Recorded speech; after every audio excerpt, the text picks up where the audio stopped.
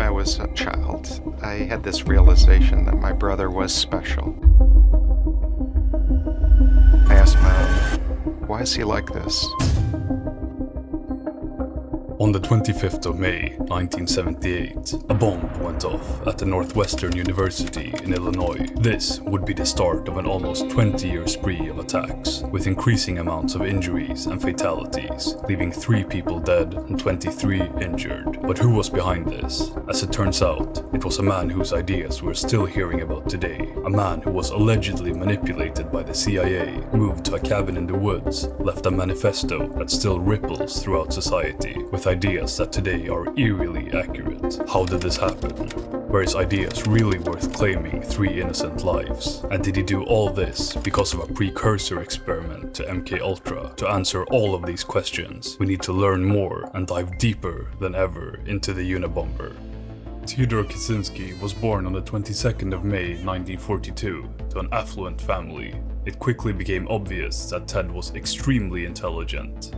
He skipped the 3rd and 6th grade. He even graduated high school at 15, went to Harvard at 16, and finished college at 20 with a bachelor's in economics. But let's take a moment to pause at Harvard, because most people say that this was where it all started.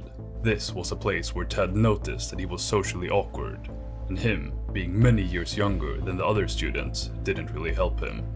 Not only this, but he was also subject to one of the worst human test trials ever done, by a man named Henry Murray, who would later go on to work for the CIA, creating Project MKUltra. Here's a quick rundown. Project MKUltra was an illegal human experimentation program designed and undertaken by the US Central Intelligence Agency, intended to develop procedures and identify drugs that could be used during interrogations to weaken people and force confessions through brainwashing. In the experiment by Mr. Murray, Ted was told he would write an essay about his dreams and what he wants to achieve in life, and then later debate the same philosophy with fellow students. In reality, it was given to an anonymous person who would use the essays to learn about the person who wrote it, then later psychologically abuse the author by telling them the worst things imaginable and saying that they won't achieve anything in life. This continued once a week. They'd receive vicious verbal attacks by the researchers and have their brain monitored while doing so. According to the documents, this would go on for about 2 years.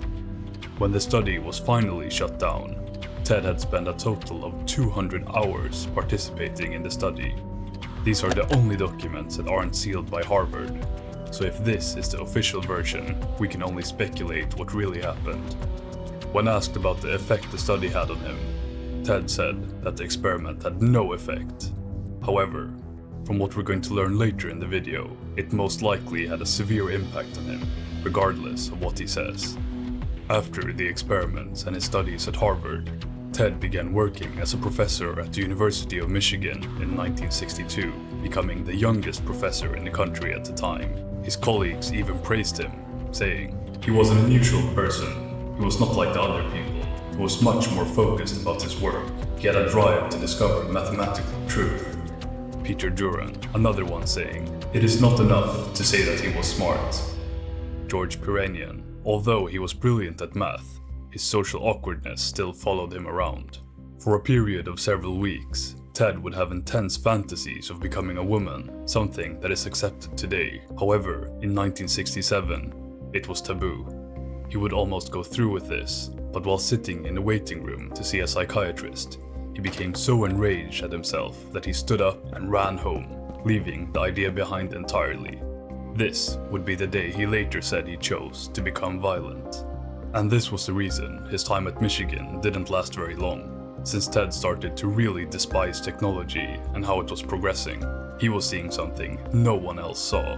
He mentioned this to his peers at the school, but no one seemed to care. This filled him with resentment and thoughts of violence and destruction. Since no one listened to his ramblings on the industrialized society, Kaczynski wanted to spread his message around the world. But this time, people would listen. He devised a plan to make everyone listen to what he had to say. To set this plan into motion, he wrote a manifesto that you probably know the start of. The Industrial Revolution and its consequences have been a disaster for the human race. In this manifesto, he wrote out exactly what he thought was wrong with the world. Without holding back, he thought that industrial society would eventually fall down, so he decided to protect the wilderness by speeding up the fall of industrial society. This manifesto will be important later. However, he would write over 100 pages, so it would be pretty boring to just read it here. I'll give you a TLDR. The manifesto started with an out-of-place rant on how leftism is terrible for society, and how anti-left is not far right.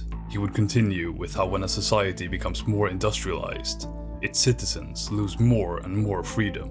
He talked about surrogate activities, that being jobs that we have nowadays are pointless and unfulfilling, and how we should reject technological advancements, return to a more primitive way of life, while embracing nature.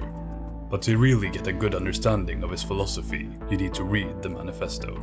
After writing down his thoughts in the manifesto and resigning from the university he worked at, he moved into his parents' home, which never really worked out. 2 years later, he bought his own property in Montana's wilderness, away from as many people as possible, and most importantly, away from technology. This is where he would build the infamous cabin that would be all over the news 25 years later. But right now, he lived a simple life, working odd jobs and receiving significant financial support from his family. The goal of this cabin in the woods was to become self-sufficient. He used an old bike to travel into town to work at the local library. But this simple life wouldn't be long-lived. In 1975, he started sabotaging developments near his cabin. This even included arson. He didn't know this at the time, but this was the moment he became the Unabomber. Ted proceeded to go on a several-year spree, making homemade bombs and sending them by mail to unsuspecting victims, who in his mind were the people responsible for the downfall of society and its continued plunge into chaos. In total, 16 attacks have been tied to the Unabomber, but instead of boring you and going into each and every one, I'm going to break down the most important and damaging attacks. On May 9, 1979, a homemade bomb was discovered on the cargo hold of American Airlines Flight 444. Luckily, it failed to detonate properly. If it had, it would have caused a major disaster with multiple casualties. This marked the beginning of Ted's campaign of terror. A bomb, disguised as a scrap of lumber and placed behind a computer store in Sacramento, detonated and killed Hugh Scruton. The device exploded just moments after Scruton left his store, heading to the parking lot. The blast blew him 10 feet, taking the full force to his chest. This was the first death that could be attributed to Kaczynski. Following this attack, Kaczynski sent a bomb on the 10th of December 1994. An advertising executive named Thomas Mosser was opening mail after being away on a business trip. A neatly wrapped package stood out, being addressed to his former employer. Despite the name of the company, Burson Marsteller, being misspelled, Thomas decided to open it. Instantly, a violent explosion shook the house and the force of the blast nearly severed Thomas' head. Ted's 16th and final attack occurred on the 24th of April, 1995. This time, against the president of California's Timber Industry Association, Gilbert Murray. This package was not addressed to him directly, but he offered to help an employee open it, who apparently could not unwrap it. The powerful explosive instantly tore through his office, killing Murray. No other injuries were reported. This would put him on the FBI's most wanted list, giving out a reward to anyone coming forward with information that would lead to his arrest. The man who would give the Unabomber to the police was the man Ted Kaczynski trusted the most, his own brother by the name of David Kaczynski. When he was reading the manifesto that Ted wrote, he noticed that it was eerily similar to the stuff his own brother was ranting on about, also written in the exact same style that he wrote. David decided to wait a few days to report to the police, but he was 100% sure it was him. However, he didn't want to face the fact that his own brother could have been responsible for so much chaos, until he talked to his wife about it, who would convince him. When he finally contacted the FBI with the evidence they needed, 11 weeks after he was arrested at the Montana shack he called home, Ted Kaczynski stands formally accused tonight of being the so-called Unabomber. Even though Ted Kaczynski ended up in jail, his ideas were still spreading at an alarming rate, still to this day resonating with people, with the likes of Joe Rogan as an example. It's true. What I'm trying to say is Ted Kaczynski was right. Oh my God, we all know that. He was right. Did you ever read his manifesto? No, I'm scared it's catchy. Some comments on his interviews reading, Ted actually predicted the future in his manifesto, more or less. Ted's ideas later got the name anarcho-primitivism. Anarcho, since he was an anarchist. He didn't care about the laws. He wanted to stop the growth of technology at all costs. And primitivism, since he wanted to go back to the old ways of no technology, leading back to the start of his manifesto. Ted would pass away on the 10th of June 2023 in the Federal Medical Center of North Carolina after deciding it himself, so to say. Some people were relieved to hear this. Despite Kaczynski's death, Wright says there's never closure. There's just different. I look at it as another step along the journey.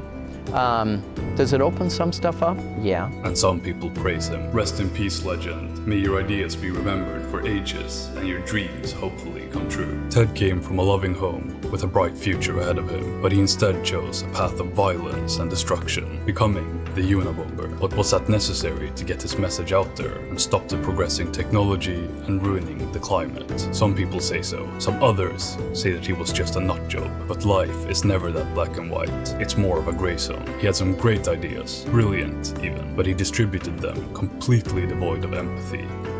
Or was Ted a victim of an insane experiment that went completely sideways?